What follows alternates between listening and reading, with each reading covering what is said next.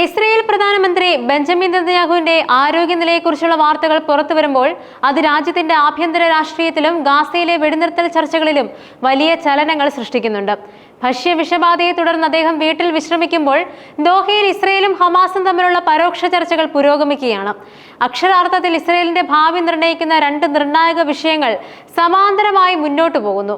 ഇസ്രയേലിന്റെ ചരിത്രത്തിലെ ഏറ്റവും കൂടുതൽ കാലം പ്രധാനമന്ത്രിയായിരുന്ന ബെഞ്ചമിൻ നെതന്യാഹുവിന്റെ നിലവിലെ ആരോഗ്യ പ്രശ്നങ്ങൾ അദ്ദേഹത്തിന്റെ വ്യക്തിപരമായ കാര്യങ്ങൾ എന്നതിലുപരി രാജ്യത്തിന്റെ ഭരണപരമായ സുരക്ഷയുമായി ബന്ധപ്പെട്ട ഒരു വിഷയമാണ്.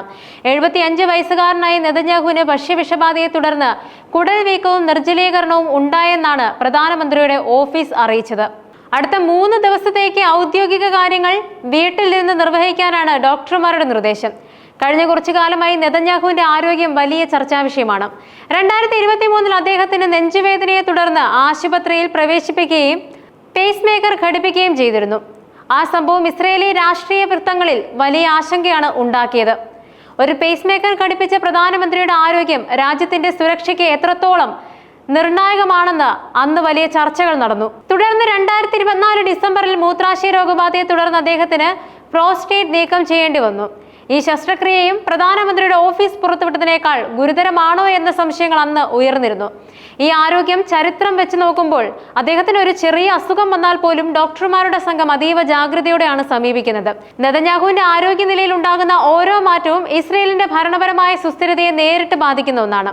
അദ്ദേഹത്തിന്റെ നിലവിലെ വിശ്രമം താൽക്കാലികമാണെങ്കിലും യുദ്ധവും സമാധാന ചർച്ചകളും കൊടുമ്പിരി കൊണ്ടിരിക്കുന്ന ഈ നിർണായക സമയത്ത് ഇതൊരു ചെറിയ വെല്ലുവിളിയല്ല. നെതന്യാഹുവിന്റെ ആരോഗ്യ പ്രശ്നങ്ങൾക്കിടയിലും ദോഹയിൽ ഇസ്രയേലും ഹമാസും തമ്മിലുള്ള പരോക്ഷ വെടിനിർത്തൽ ചർച്ചകൾ പുനരാരംഭിച്ചത് ലോകം അതീവ ശ്രദ്ധയോടെയാണ് നോക്കിക്കാണുന്നത്. യുഎസിന്റെ മുൻകൈയിൽ ജൂലൈ 6 മുതൽ ആരംഭിച്ച ഈ ചർച്ചകൾ ഒരു സമാധാന ഉടമ്പടിയിലേക്ക് എത്തുമോ എന്ന് ഉറ്റുനോക്കുകയാണ് ലോകരാജ്യങ്ങൾ. ഒരു 60 ദിവസത്തെ വെടിനിർത്തലിന് പകരമായി ബന്ദികളെയും പലസ്തീൻ തടവുകാരെയും ഘട്ടം ഘട്ടമായി മോചിപ്പിക്കാനാണ് ഇപ്പോഴത്തെ ധാരണ. ചർച്ചകളിലെ ഒരു നിർണായക നീക്കം എന്ന നിലയിൽ US പ്രസിഡന്റ് ഡൊണാൾഡ് ട്രംപ് മറ്റൊരു സംഘം ബന്ദികളെ കൂടി ഉടൻ മോചിപ്പിക്കുമെന്ന് പ്രഖ്യാപിച്ചത് ഏറെ പ്രതീക്ഷ നൽകുന്നുണ്ട്. നിലവിലെ പദ്ധതി അനുസരിച്ച് 10 ഇസ്രയേലി ബന്ദികളെയും 18 പേരുടെ മൃതദേഹങ്ങളും അടുത്ത 2 മാസത്തിനുള്ളിൽ വിട്ടയക്കും. എന്നാൽ ഇതിന് പകരമായി എത്ര പലസ്തീൻ തടവുകാരെയാണ് ഇസ്രയേൽ വിട്ടയക്കുകയെന്ന് ഇതുവരെ വെളിപ്പെടുത്തിയിട്ടില്ല. ഇത് ചർച്ചകളിലെ ഒരു പ്രധാന തർക്ക വിഷയമായി തുടരുന്നുണ്ട്. ട്രംപിന്റെ നേരിട്ടുള്ള ഇടപെടൽ ചർച്ചകൾക്ക് പുതിയ ഊർജം നൽകിയിട്ടുണ്ട്. പലസ്തീൻ തടവുകാരുടെ മോചനം സംബന്ധിച്ച വിഷയത്തിൽ തീരുമാനമെടുക്കേണ്ടത് നെതന്യാഹുവിന്റെ ഗവൺമെന്റാണ്. എന്നാൽ ആഭ്യന്തരമായി നെതന്യാഹു വലിയ സമ്മർദ്ദത്തിലാണ്. തന്റെ തീവ്ര വലതുപക്ഷ സഖ്യകക്ഷികൾ ഒരു വെടിനിർത്തലിനോ തടവുകാരെ വിട്ടയക്കുന്നതിനോ എതിരാണ്. അതേസമയം ബന്ദികളുടെ കുടുംബങ്ങൾ നിരന്തരമായി അദ്ദേഹത്തിനെതിരെ പ്രതിഷേധം നടത്തുന്നുമുണ്ട്. അതുകൊണ്ട് തന്നെ ഈ ചർച്ചകൾ വിജയിപ്പിക്കാൻ നെതന്യാഹുവിന് വലിയ രാഷ്ട്രീയമായ ബന്ദികളെ അതിജീവിക്കേണ്ടതുണ്ട്.